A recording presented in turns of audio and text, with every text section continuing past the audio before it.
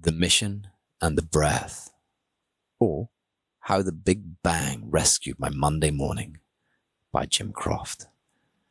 The flamingo pink tussles of the umbrella bob in the wind, offset by the azure blue sky behind. Sun streaks through the trees, collecting shadows and casting them upon the time-worn cobbled streets. A yellow bus tickles by, and then a woman, turbo-waddling towards the S-Bahn, late for work. It's a glorious morning. Cold enough for little smoke puffs when you breathe, but warm enough for spring's first buds to peep out. What's this? New life. I will not forget to notice things. That is my vow. Or to exercise my worn brain by describing them. A worthy practice. What deepens you? Your heart vamps to an unwritten soliloquy. It was formed in a dungeon, but broke out. You are no longer locked where you once were. What will you do with the miracle? It's 8 a.m. on a Monday morning, and I'm drinking an Americano at my favorite coffee shop in Berlin, Geschwister Nothaft. I like to get here early before the maniac typists arrive, digitalizing the present for a potential future. I'm never happier than in this nook of time before the world begins busying itself with what it might be. I visited my friend Will in Lisbon last year, and we'd share this holy hour, sipping a coffee, either chatting or silent in the way that only old friends can be. One day, I was speaking about how I treated each day as a creative mission, moving towards one specific short-term goal or outcome. He was silent a while, then leaned in and peered into me. Yes, Jim, but life is the breath. It burrowed into me, as only genuine insight can do. Since returning from filming my documentary, The Isolation Diaries, I've entered a time of activation, partly triggered by this thought from my sister-in-law's father. A man's 40s are the engine room of his life. During my time in the mountains, I felt so deeply within time that it took on an entirely different complexion. The breath, as described by Will, is about being within time. And time, as it turns out, is far more pliable than our modern rush would have us believe. When you go back far enough, we come from a place where time itself didn't even exist. 13.8 billion years ago, we arrive at a time when our understanding of physics breaks down entirely. If time and space were created from that primordial cry at the beginning of things, then what preceded it?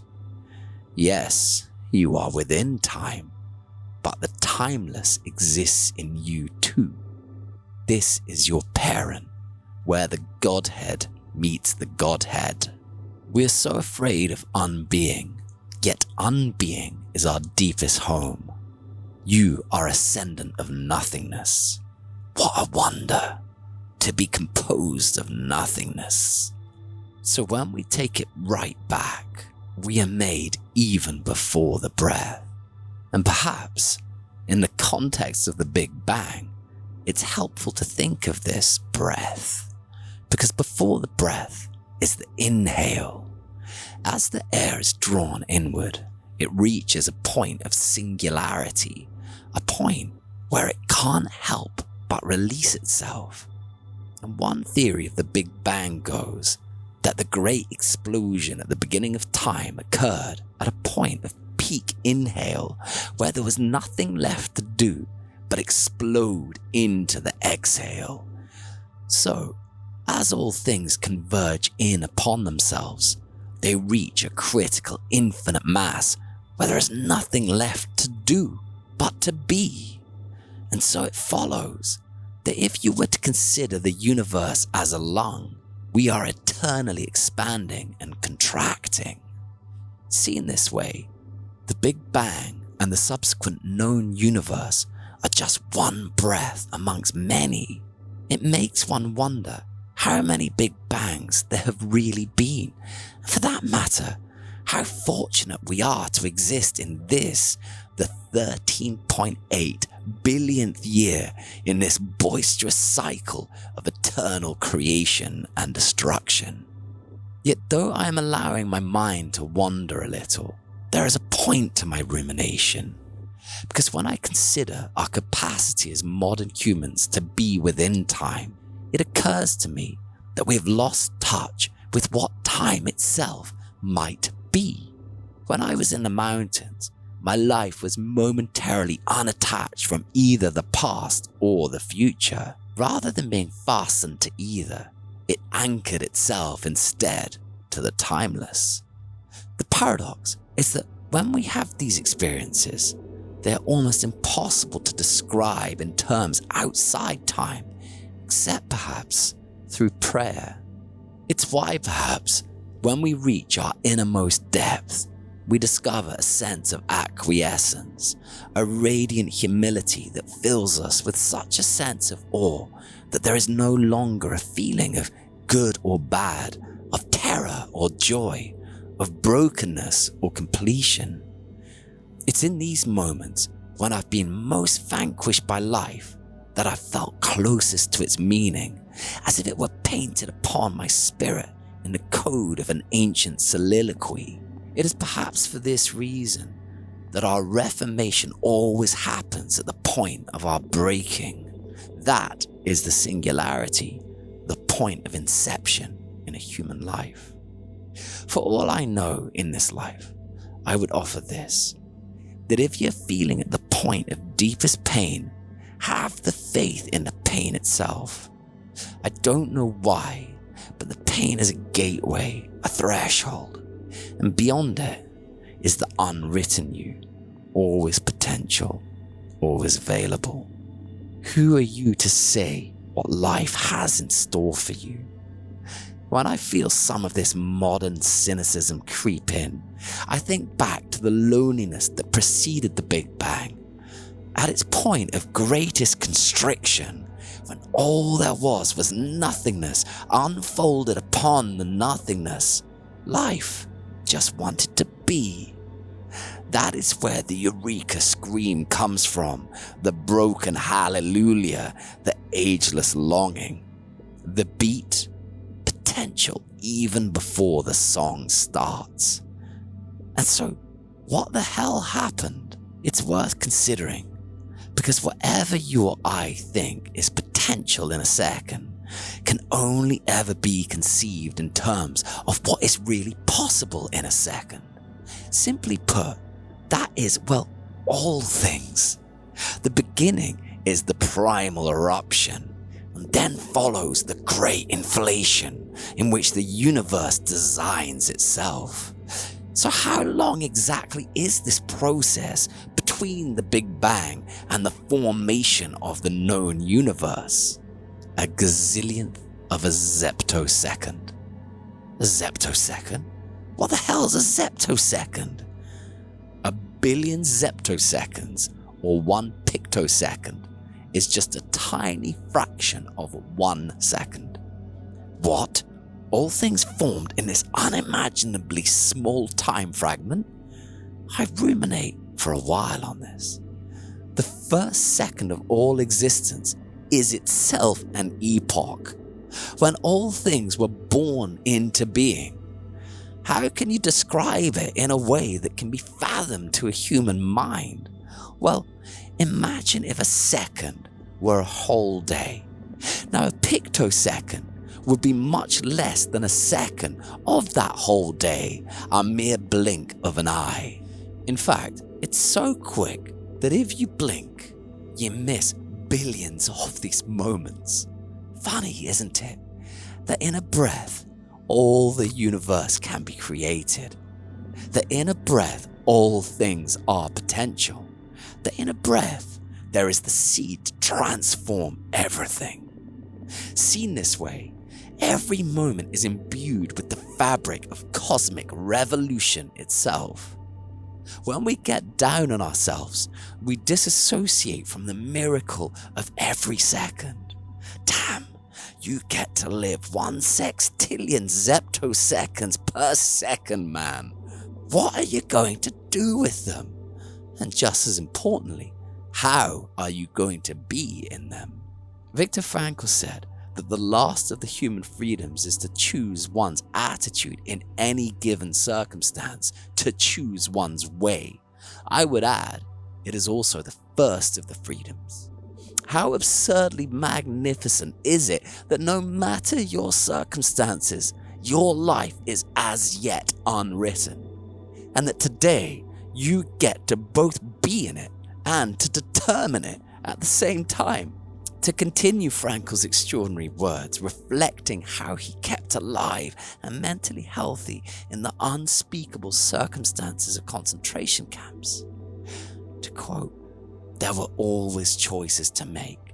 Every day, every hour offered the opportunity to make a decision which determined whether you would or would not submit to those powers which threatened to rob you of your very self, your inner freedom, which determined whether or not you become the plaything to circumstance." And so I arrive at the heart of this, because next week, 25% of this year will have passed, falling neatly, as a matter of fact, on my birthday. Damn, don't those zeptoseconds keep racking up. Our time is passing, but we get to choose how it passes. This year is perhaps the first of my life where I'm treading a fine balance between the mission and the breath, the being and the doing. I am living with a great degree of urgency because, at my luckiest, I have arrived at the halfway point in my life, the inflection point, the singularity. Young enough to feel energized, old enough to know a thing or two. I want to live as richly as I can in the time left available to me. I understand more than ever that I want to make use of my time, but that to make use of it is pointless if I'm divorced from the noticing of it. We have a tendency nowadays, whether we're starting a business or trying to express our deepest creative self, to want to rush forward. And sometimes we rush so forward that we trip up upon ourselves like a drunk person. You need to remember that you can't do it all at once, and you don't need to. Even in creating a universe, for instance, the Big Bang was just getting started. Though it composed its cosmic ballet in a mere zeptosecond, it was but the prelude to an eon-spanning symphony. It took another 10 billion years to score the first notes of life, and many more for that cadence to swell into the creative absurdity of human consciousness. You overestimate what you can do in a zeptosecond, but underestimate what you can do in the course of an eternity. So be in the process itself. It is in the process where the mission and the breath move in synergy, like two in the tango. Too many of us live foreshadowed by the sense that it is too late for us. Don't you understand that there are galaxies before you and worlds within you? And I don't mean it as hocus pocus. You were conceived by the Big Bang, man, and you are expressive of an unbroken lineage of life that goes back 4 billion years. Yes, composed of fire, the firefly flashes. Yes, crushed beyond its breaking, the diamond forms. Yes, beyond your knowing, tomorrow awaits you. Are you so arrogant as to predict life? Are you so knowledgeable as to base your future on your burdensome past? If you're down, then maybe the way out of Hades isn't to climb upwards, but to dig down through the basement and dive into the river of life itself. Yes, dear friends, we are building our futures, but it is in the present we must live. Have the courage for a moment to be in it. If all of the universe was created in a zeptosecond, then you are an ageless being. Human life, our very own eternity, expressive of the miracle itself. You are the mission. You are the breath.